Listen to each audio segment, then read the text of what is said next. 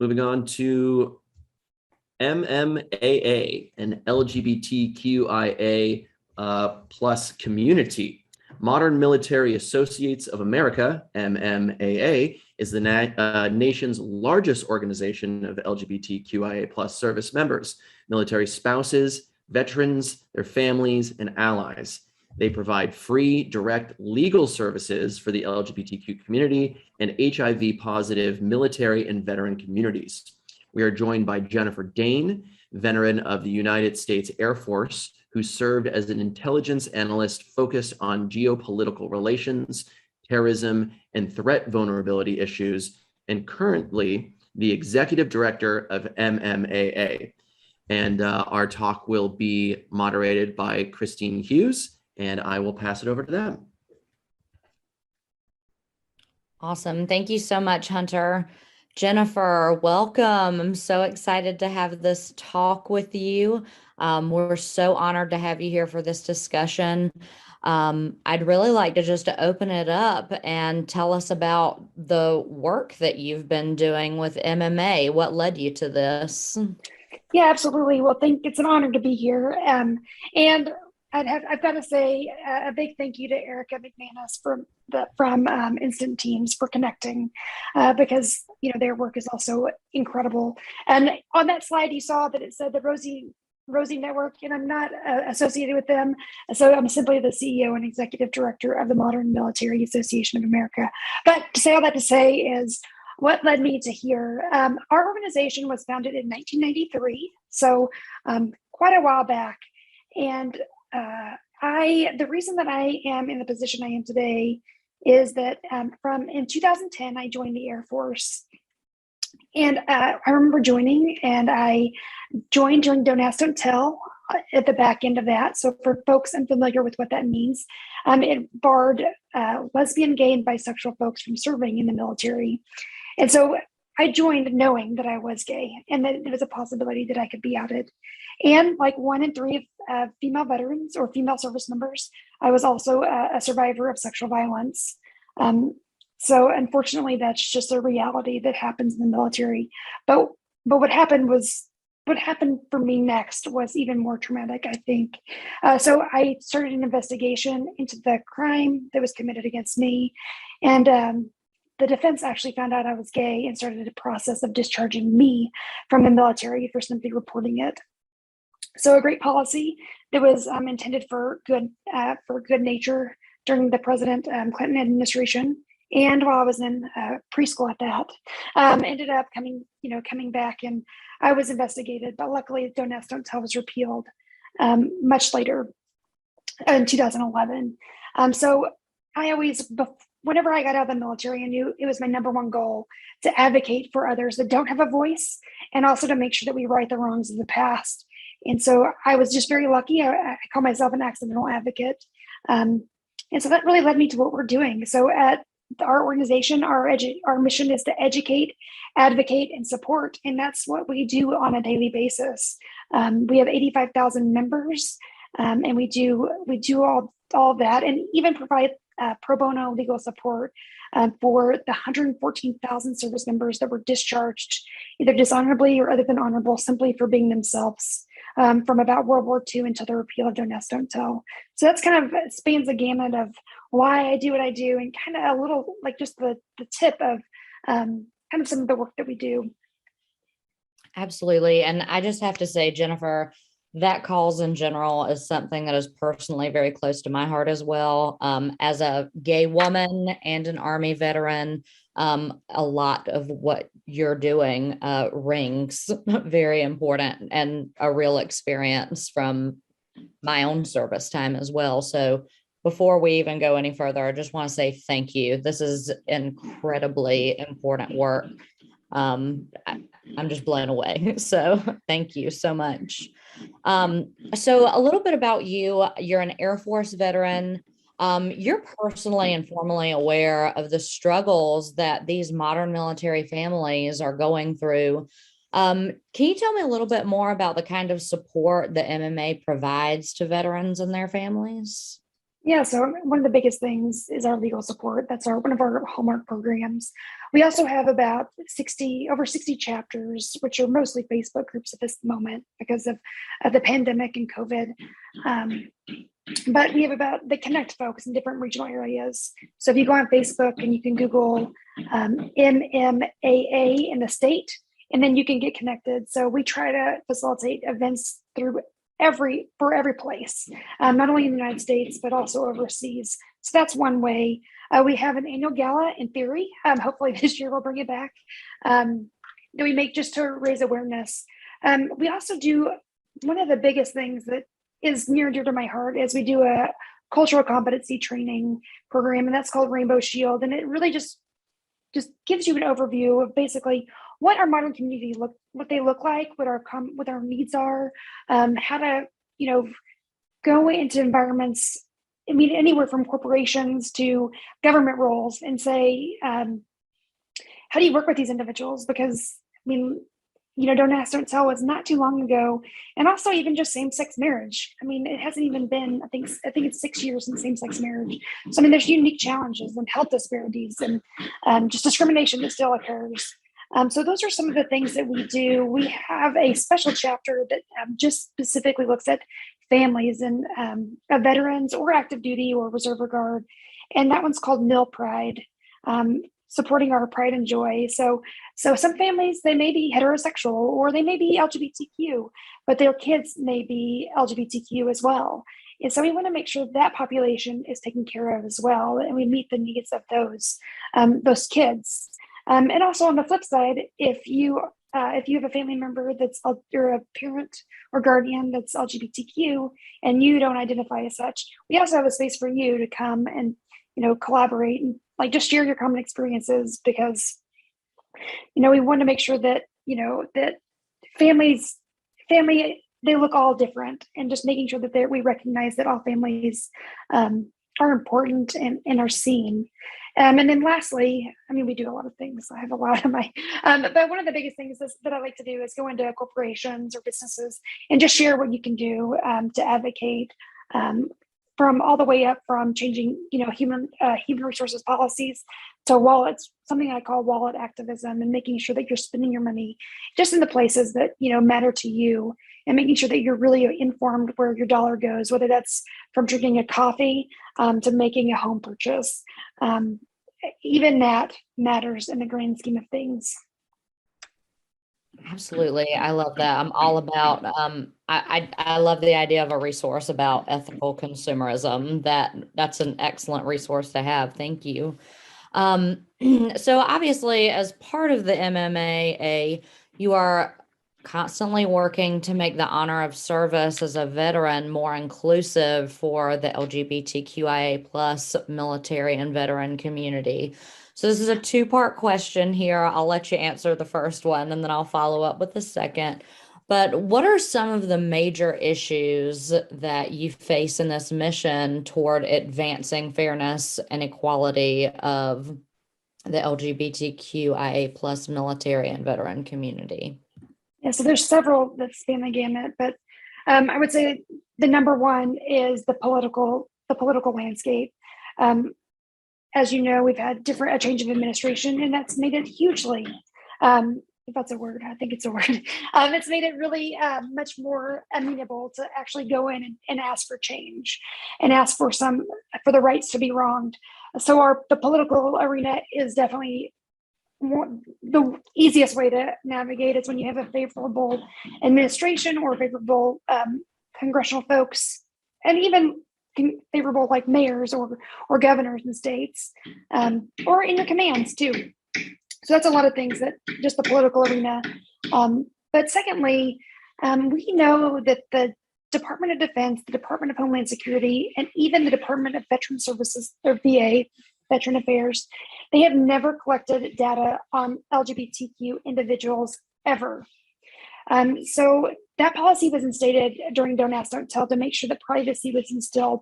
But we know that it's been over 10 years now, and they still have never collected information.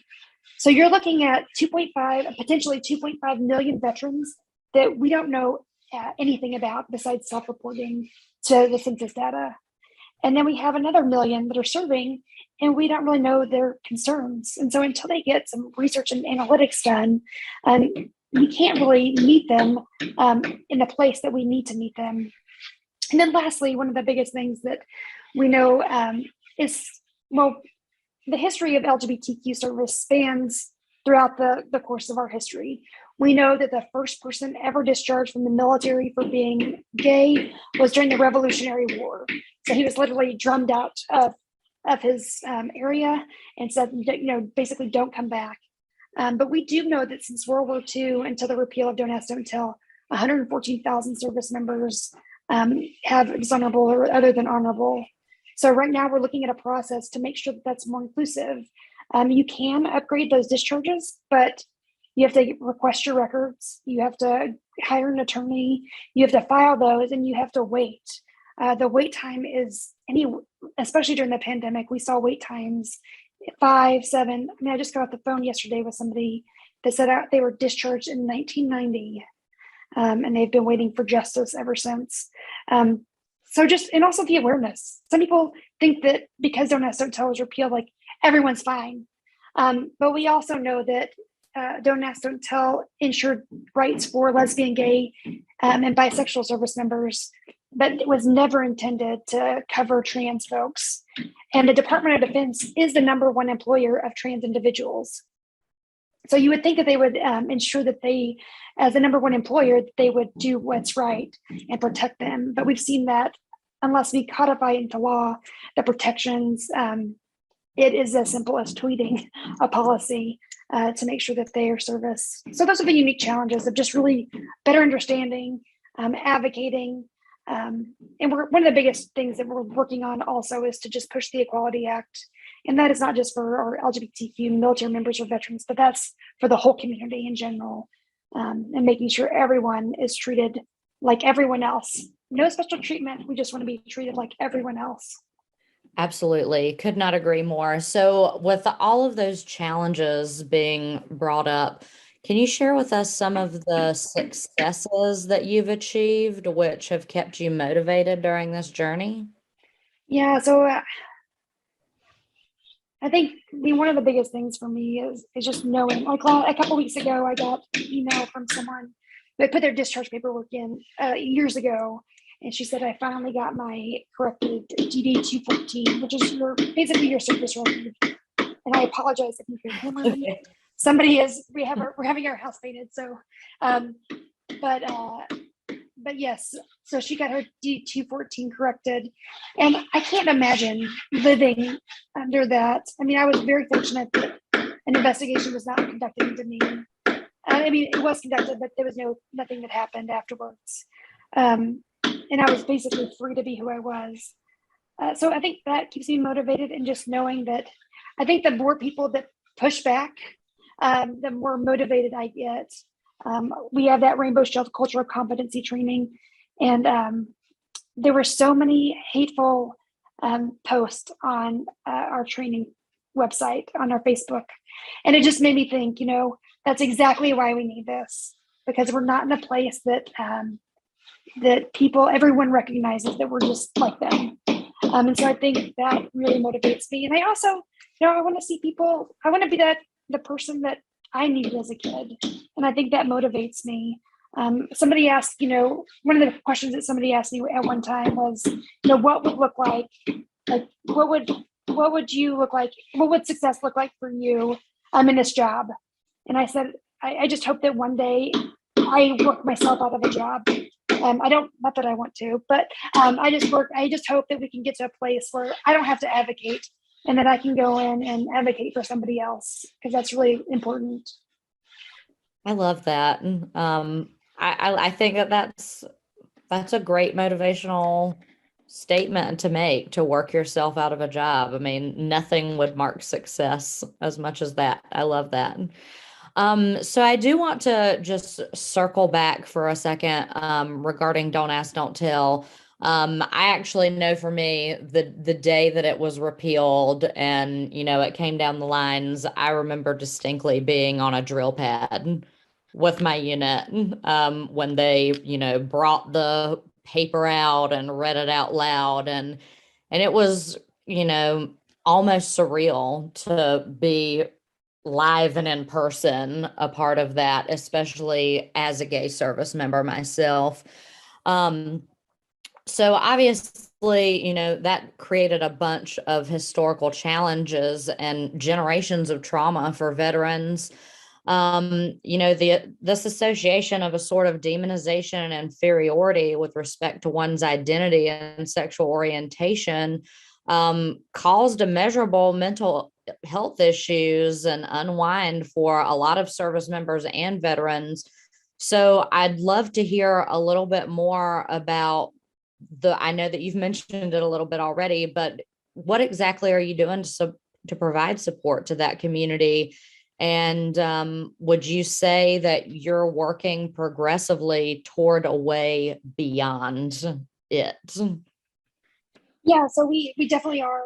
Not only are we working continually to upgrade these discharges as expediently as we can, but fairly soon, probably the next couple of days, we're going to send a letter to the Department of Defense, Department of Homeland Security, just outlining exactly what our priorities are, and hoping for a favorable response. But if not, we're going to take action legally and right the wrongs, because not only is it harmful, like from these discharges, that's not the only harm, but it's also even just hiding your authentic self, that's a harm.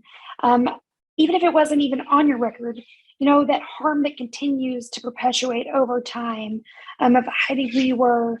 And for those people that really suffered the harms, we know that they even incarcerated folks for don't ask, don't tell.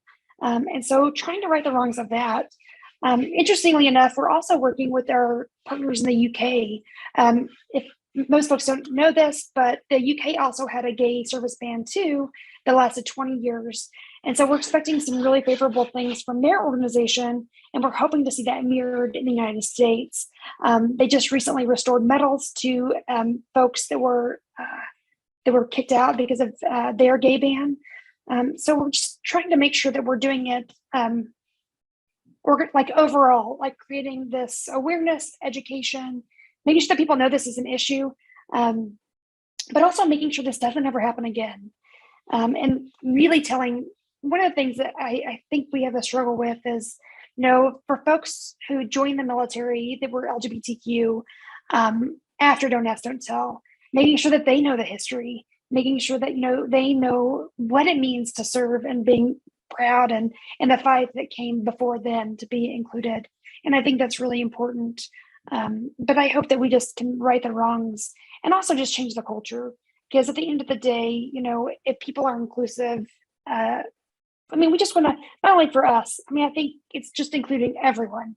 It doesn't matter who you are, just being kind and including everyone and making really informed decisions based on just being kind. Really, at the end of the day, that's all it really is.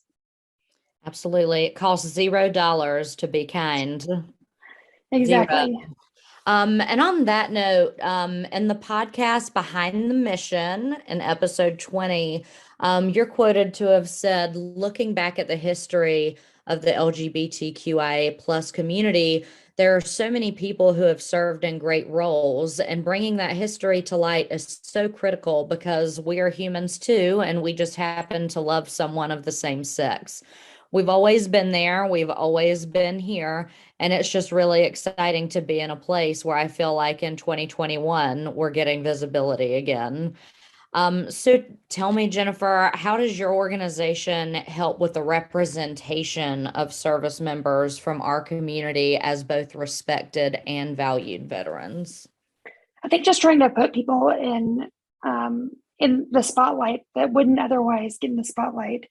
We just had Major Tammy Smith just retired, the first openly lesbian general.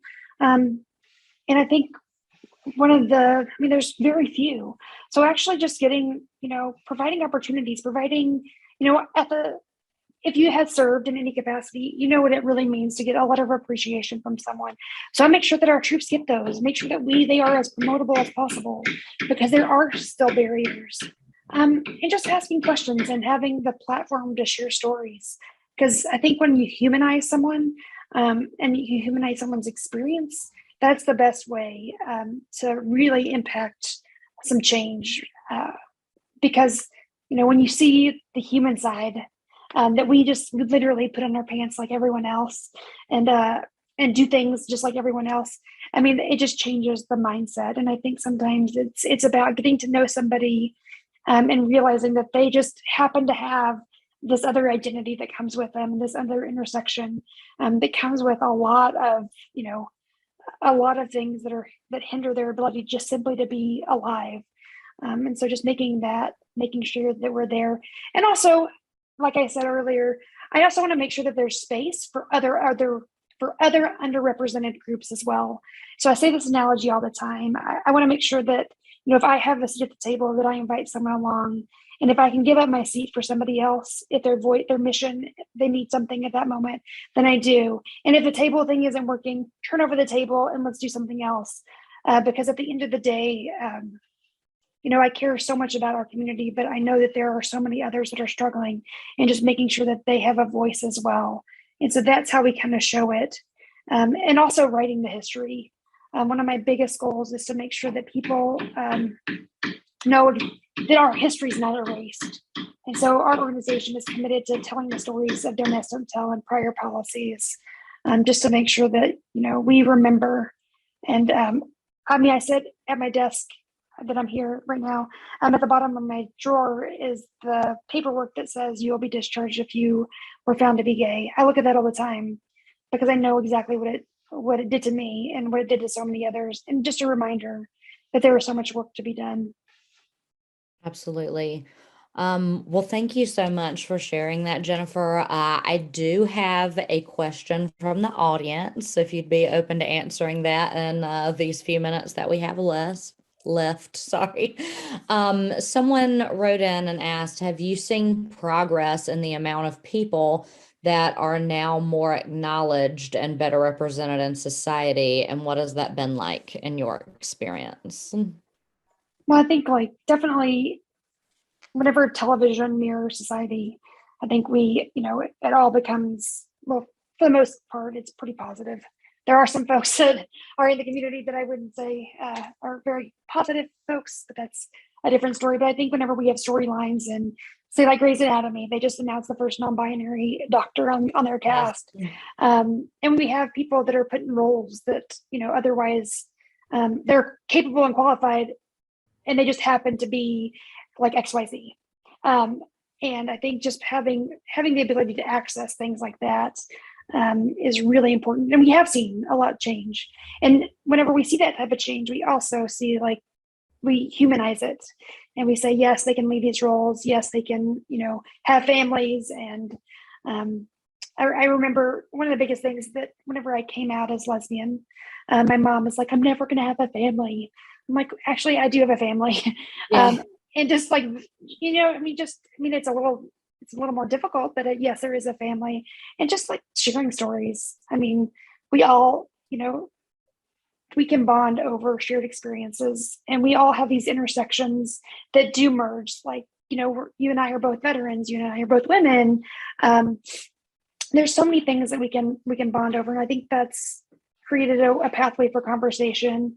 And I think the previous administration, although it did a lot of harm, I think it brought more visibility to the margins. And I think that was much needed at the time. And so, yeah, I think there's a lot of progress, but there's a lot more progress to be done. And I think we're headed in the right direction. Absolutely. Well, we just have 5 minutes left, and I have to say, I'm a little embarrassed that until you were announced for our summit, I didn't know a whole lot about this organization, but I've really been doing a lot of looking into it, and I really want to get involved myself.